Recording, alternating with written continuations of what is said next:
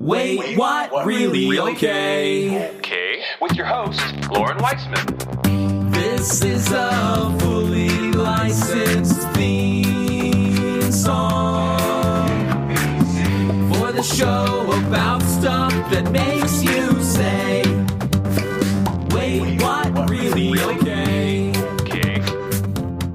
Sharing opinions instead of trying to state facts may help your business, your messaging, your marketing, your reach, your advertising, both from an engaging standpoint, from a psychological standpoint, and even from the algorithm and the compliance standpoint. My name is Loren Weisman. This is the Wait What Really Okay brand messaging podcast. It's been a little bit of a burp in between episodes. I would call this season 9, episode 2, number 135. The last one was in July, so other things have been going on. That's where I go with this kind of thing. And that's my opinion. I don't think that you need to podcast every single day. I don't think that you need to post on Twitter 20 times a day.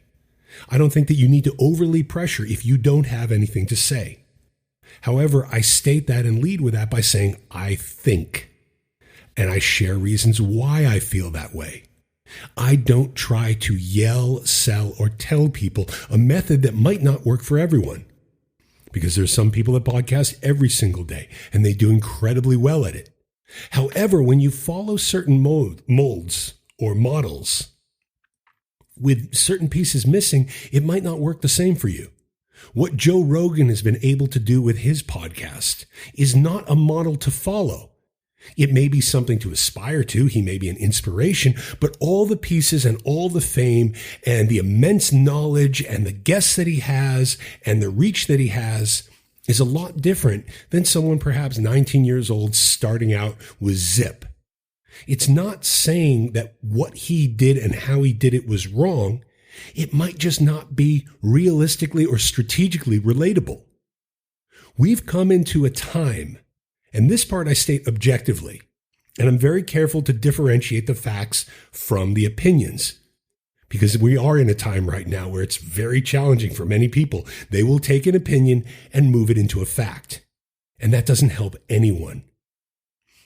But we have come into a time where the push of the headline, where the opinion, if it was just stated like, an op-ed, an opinion editorial, I would love to see that come back.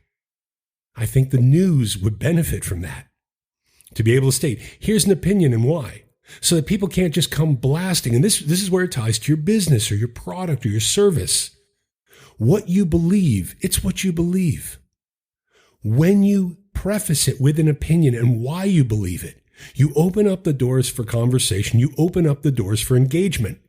There are many of the top-level business coaches that force this idea of you have to pound confidence. To me, it sounds like arrogance. And oftentimes inside of that arrogance, it's a pressure that because they have to use these tones and because they have to push things they're unsure of, it doesn't really showcase a foundation of authority. I can tell you things about messaging, but it's not my place to tell you what to do with your messaging. I can showcase examples of what Fish Stewarding Group does and the elements of how we approach things. It still might not work for you. And that's fine.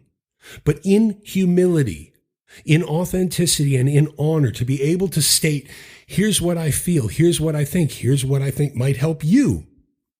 That is a lot more true and gifting and foundational and engaging than saying, you've got it all wrong, you're doing it wrong, you need to do this. I have no right to tell you that, and you have no right to come and tell me. We have a lot of information that gets shifted from an opinion or gets shifted from unsubstantiated facts, and then it's pushed into the fact thing. We see that everywhere. That's nothing new. Podcasters, vloggers, bloggers, influencers, they're using an arrogant, overly dominant tone to push something. And if it was that true, and if it was that authentic, and if it was that good, couldn't they move to sharing a little bit more about an opinion? Why does it need to be the best? I don't agree with, and I came from the music business, I don't agree with the best rock drummer or the best album or the best song, because music is all subjective. It's art. It's the same thing with food. We have a local magazine around here, and the way that they review certain area stuff, and again, I don't like how they present, because they make it like they're covering the area. No, it's an advertising magazine. If you advertise with them, if you pay them, they will present how great you are. But the front of their message is all about, no, this is the area. So where does that work well? Now, inside of all these issues, it's not that we're going to solve this. It's not that it's all going to come together. However, we can become a little bit more aware. And if we become aware, if you choose to be aware, you might end up making better decisions, both in the people that you engage, the people that you purchase from, the people that you work from, as well as those that work with you. So coming back to the title, sharing opinions instead of facts. Well, what if I know this to be an absolute, just completely objectively true? Okay, go with it. However, because so many people have stated opinions as facts, and so many people have experienced that wasn't true, or this isn't true, or that doesn't seem right, to respectfully understand the perceptions, you may be able to break through when you go to that humility and phrase something that may be factual even as an opinion.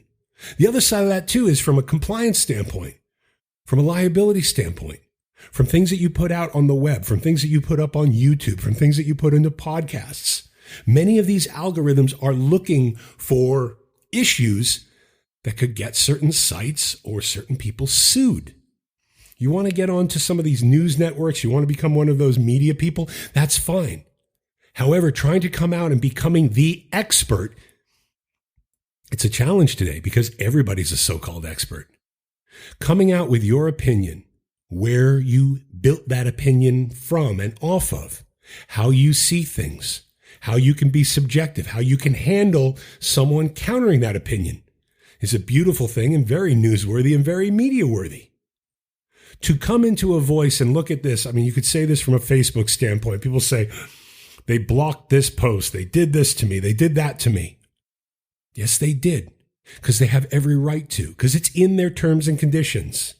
They can do that.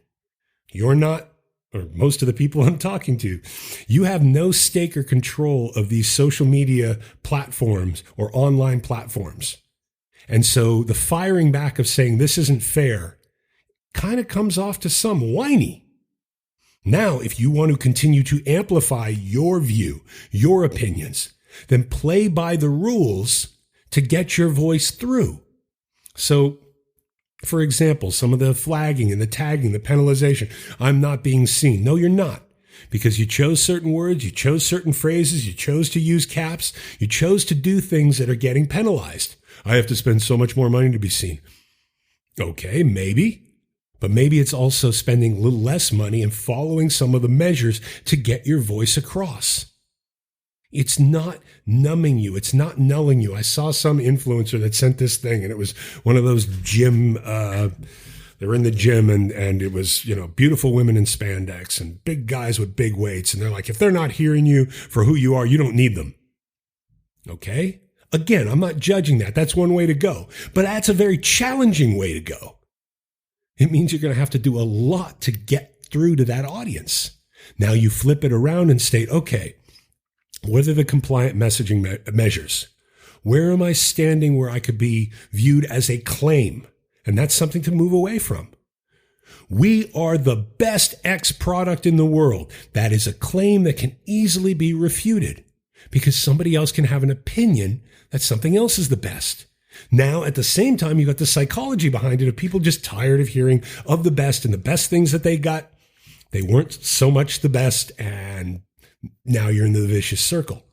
Switching it around to sharing, if you're looking for this, you may like this. Here is what this may do for you. CBD is another area that's getting in so much trouble with this. There, CBD and THC and cannabis Part of the slow up, they continue to blame the government. They continue to blame social media. They continue to blame, as opposed to taking the accountability to putting out the messaging around how CBD and THC can work. This industry as a whole, not everyone, in their overly objective statements and claims, they've kept this thing from being legalized. Now, move from the CBD is the answer to everything. And CBD can fix your arthritis and your depression and this and that, and everybody needs CBD. That's not true.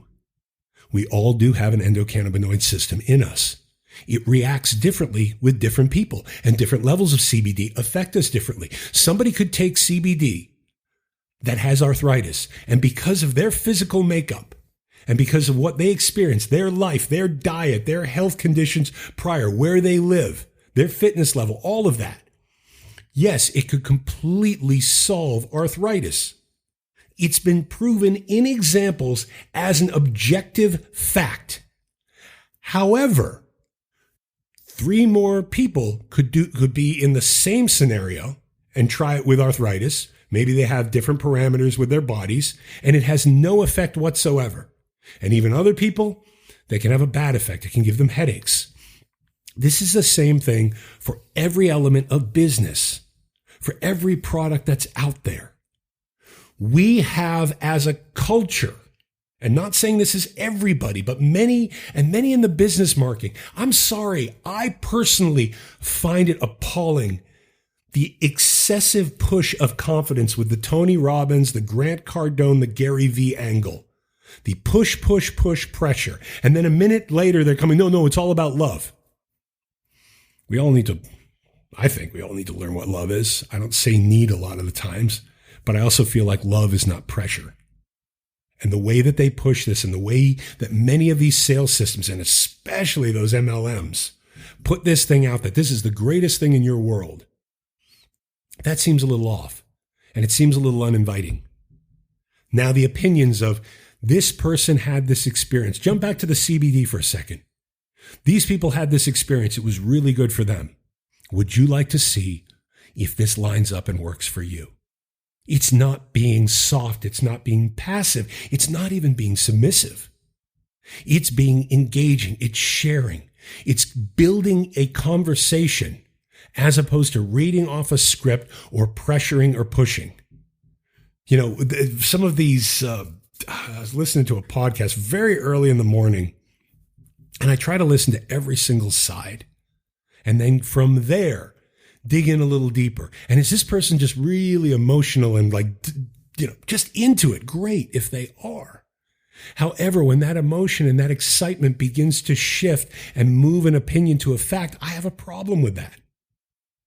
And I want to see, personally, more people be able to take those 2 steps back and say, I'm going to walk in the subjective, in the opinion.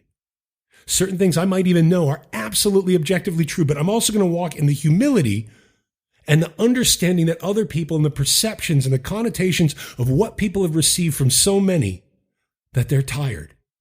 I'm going to think when I record a podcast, when I do a video, when I add a quote, that how many people have heard something similar to that? How many people have heard something different from that? How many people have heard it from a contradicting standpoint? And at the same time, maybe this isn't for everybody. Maybe you think my podcast sucks. How do I respond to that? Thank you. You're probably not going to want to listen anymore. I have no right to change your mind. If you don't engage with the episodes that I've had, if you don't engage with me, if you don't engage with Fish Stewarding Group, if you don't like what we're about, fine. That's your opinion. And that should be the same to me, the same opinion with any business, with any product. It's not converting people over to like what they don't like. It could be instead a shift of engagement, of stories, of different podcasts, of videos. Fish Stewarding Group, our key line inside of our stamp is stewarding strategic solutions. The second part of that is building authoritative businesses with authentically sound people. We don't work with everybody. We can't work with everybody. And not everybody would probably want to work with us. But we're not trying to present that. And that's what I ask you to consider. Don't try to be everything for everybody. These real estate agents, many of them, not all of them, this aggressive, I can do this, I can work with anybody. No, and then a second later, but you have to have this credit score, and you have to have this, and you have to have that. Or this can work for everybody until it can't. So many claims get buried. It's not that you're being overly exclusive, but to stand your ethical, moral, and authentic ground can make all of the difference. Think of how you could share something inside of a quote. Excuse me. Think of how you could add a thought where you're not commentpreneuring all over LinkedIn. And I'm so tired of that. Personally, these people that go on and they have in their schedules, spend X amount of time putting up this many comments. Make sure always to say happy birthday. Make sure always to, on a work anniversary, to, send a little note. For me on my LinkedIn, if I get a note, if I haven't heard from you in any way, shape, or form, or you haven't heard from me, and all of a sudden I see a note, congrats on your work anniversary, I immediately disconnect. Because to me, it's not a connection, and I'm not trying to build up some kind of false numbers. Maybe it's just not how I approach social, and you might approach it differently. But to stay away from that feels a lot more authentic to me. This person is not a connection to me. In that too, from the idea of what you're sharing online. Do you really need to? I'm just so humbled to have 10,000 followers. That usually to me tends to make me one less of a follower. I'm not trying to be mean, but if the only content that you have is to try to brag, where does that present the perception to the first couple people that followed you? The first 100, the first 1,000? It doesn't. We can, if you choose, share and give in an engaging way that touches on the audience that already knows you, the people that may have heard of you in passing and have no idea who you are. Third, and the people that have no idea who you are. In that, we're honoring all three of our audiences, and then in adding the understanding of perception, that moment right before you post, how many people maybe posted the exact same thing? Or maybe it's so true to your intention and true to your heart, and true, and yet it's been flagged, it's been tagged, it's been penalized. It's taking that one extra step. It's not trying to hold you down or cover up or take away your creativity. It's allowing you to take a second to decide how you want to be perceived. I was on a podcast a couple weeks ago with a guy, and I really enjoyed what he was about, but it was a lot of talk because the practices of authenticity went out the window when it came time to promote for him. I don't believe in the whole Amazon, the snapshotting of, buying ads and then stating, oh, look at me, I'm the #1 book in this, or I'm a top bestseller here. I think I did an episode a while back talking about that with the Amazon books. People congratulating themselves of being a top bestseller when they had positioned themselves and paid so they could get a whole bunch of downloads all at once, get a screenshot that within that minute and a half or so, they were #1 or they were, very high up. And then, oh, this is so wonderful. Some of these Better Business Bureau flags and awards. Oh, we're so proud to be a part of this. You paid in, you signed up, you got this thing. So great. That seems a little bit quick that you're bragging there. That's something you paid for. These awards, so many of these awards and so many of these award shows, you pay to be nominated. You can even pay to win. And then they're going, I'm so humbled and honored. No, that's a lie. And in that, and maybe they are humbled and honored that they paid for their own. So I guess I can't call that a lie. But still, it's running rampant of a lack of authenticity, a lack of morals, a lack of ethics. And maybe some of this, it doesn't bother you. And that's fine. And I don't judge you for it. But if it does bother you, then consider being true. Consider moving to the subjective over the objective. Consider having enough humility to recognize an audience, not for where you need to penetrate, but for where you need to engage. for where you can get together with someone and they can see something and you consider the overwhelmed audiences of what they're being told. From politics to viruses to products to promises. I heard this and this is that. All right? I enjoy some of the conversations when someone says, I believe this. Okay, where did you garner that from? Well, I read it somewhere. Can you give me a little more? What, you don't believe me? No, I just want to learn. I like to learn. And I'd like you to consider educating your audience on some of the things that you can share that might even be indirectly or only vicariously related to your products and services could serve you well in building trust. And real trust, authentic trust, not this know-like trust crap. I don't like that. You got to build know-like trust. What if you're untrustworthy? These business people, I will get any business up to a point of $1 million in revenue by this point. Do you really want to do that? If they're saying they can do that for anybody, then that means their ethics, in many cases, are probably out the door. We're coming into a time, I believe, of authenticity and hopefully true authority. We're coming into a time where algorithms are changing. Sites are being pushed down. People are being penalized. That should be penalized because it's all looking like sales hype. It's different ways of how you phrase and what you do. And those that stand in subjectivity, those that consider the compliance and are careful to state, okay, could this come back and bite us in the butt? Well, it shouldn't. Okay, maybe it shouldn't. However, if something is going to happen like that, are you prepared? And are you prepared regardless of what you say and how you say it? Are you prepared for whatever comes back? Because if you're not, don't put it out there. We're in a very sensitive time, a sensitive culture. It's this morning I saw there was something about an actor who, and again, I haven't read all the articles on this, so I don't know 100%, but he was saying he was very thankful for his beautiful wife and his beautiful and healthy new baby. I'm a father of a daughter. I'd be thankful of that too. Apparently, he was married to another celebrity and they had a special needs son together. I don't understand that for him to make a statement to state this, that it is throwing shade at his son and his ex. I bring that story up because this is the perception, and regardless of what his intention is, and not saying that he should have said anything differently, but right now you're going to watch certain things go into crisis management with his agent. You're going to see certain things come out from elections. We had a recent election, and you watch how what was said before, and then when winners won and losers lost, and people that were hoping to win lost, and so then they flip around a message, and it continues to flip and flip and flip, and it looks like a very confusing thing because there's no foundation to it. And that's the summary, and that's the point that I want to try to get to.